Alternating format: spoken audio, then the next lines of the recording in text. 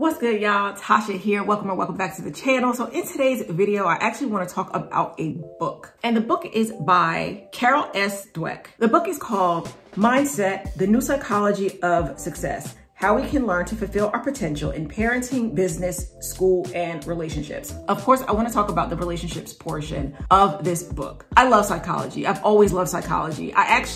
Before I got the degree that I have now, I actually was going to school to get my degree in psychology. I was so close and then ended up changing my degree to health science. I should probably go back to school to get my master's in psychology, but I don't really like school.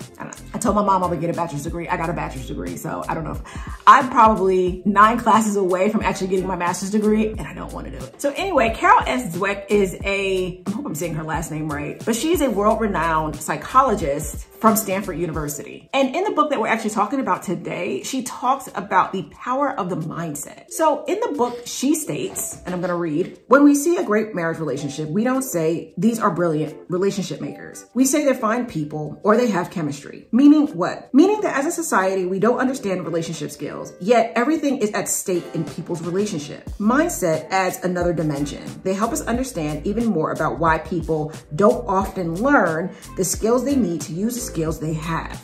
Why people throw themselves into a new relationship to only undermine themselves. This book is actually one of the reasons why I harp on changing your mindset and why I actually like talking about mindset. But in reality, if I was really going to give you guys good advice, it has to be what I did. And that was the first thing that I worked on was my mindset. I was very, very negative. I was a negative person. I was brought up in a household, a loving household, but we weren't really loving people. Like we didn't really tell each other like, oh, I love you. And there were hugs, but not a lot of hugs. I mean, it was just that. Like we loved each other, but we weren't really loving towards each other. And I hope that makes sense. So being married, my husband is a very affectionate person. I'm not an affectionate person. So I had to learn and change my habits and my mindset to be a more affectionate person. And that's why while we were separated, why I had to make the choice to say, how do I want to be as a spouse? How would a good spouse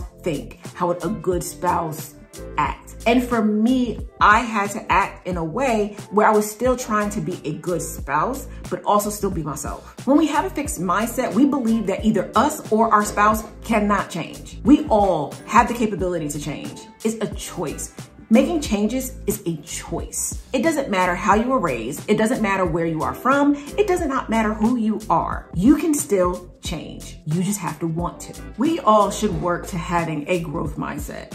And in the book, it even says that we all can actually learn the skills to have a growth mindset. So in the book, it actually says, the growth mindset says all of the things can be developed. The thing being what we believe about ourselves and the relationship and your partner. In the fixed mindset, the ideal is instant, perfect, and perpetual compatibility, like it was meant to be, like riding off in the sunset. Many people want to believe their relationship is special. And with the fixed mindset, you would believe that if you have to work at your relationship, it wasn't meant to be. People with this mindset will think everything will fall into place automatically. That's why so many relationships go stale.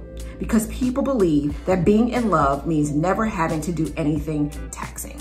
And that is one of the reasons why I believe that there are a lot of divorces, because people are not willing to work on the relationship. People think that if they have to work too hard on their relationship, that the relationship wasn't meant to be. They were not meant to be with this person. There is a reason why we choose our spouses. And yes, sometimes we can buy things and it don't fit. Sometimes we could buy things and it looks ugly on us.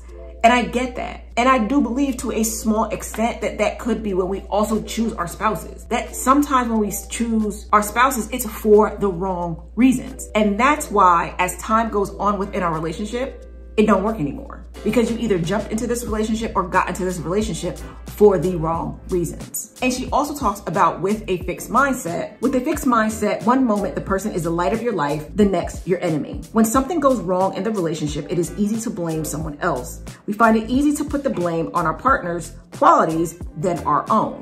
It's hard for someone with a fixed mindset to forgive. With a growth mindset, you rise above any blame and you can fix your marriage together. And that is why I talk a lot about changing your mindset.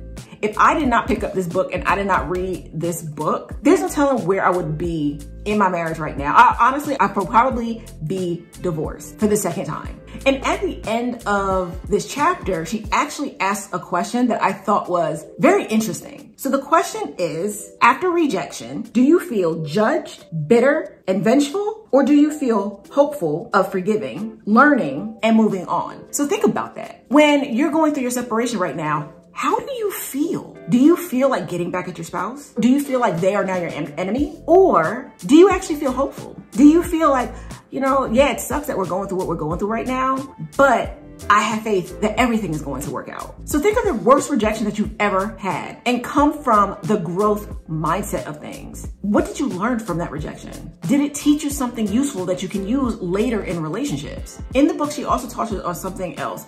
To picture your love relationship. That might be hard if you're going through something right now, but just try to think about your ideal relationship. What does that look like to you? And she says, in a fixed mindset, it involves perfect compatibility, no disagreements, no compromises, no hard work. Well, with a growth mindset, problems can be a vehicle for developing greater understanding and intimacy. I really do encourage you guys to get this book because it's not, like I said, it's not just about relationships, but it talks about parenting, business, school, and relationships. Like, it talks about you changing your mindset in all of those areas. If they actually still have this book on Amazon, I'm gonna link it below. I'm not an affiliate of Amazon, so I'm not gonna get no kickback. I just wanna put a link down there so that if you guys are interested, like, you just go ahead and just click the link. So it starts with your mindset. And that's the reason why I think in my videos, probably even going forward, I'm probably gonna talk a lot about mindset and changing your mindset, because I think that it's so crucial in order to reconcile your marriage if you're going through issues. And if you can't reconcile your marriage, to maybe that growth mindset will be able to help you in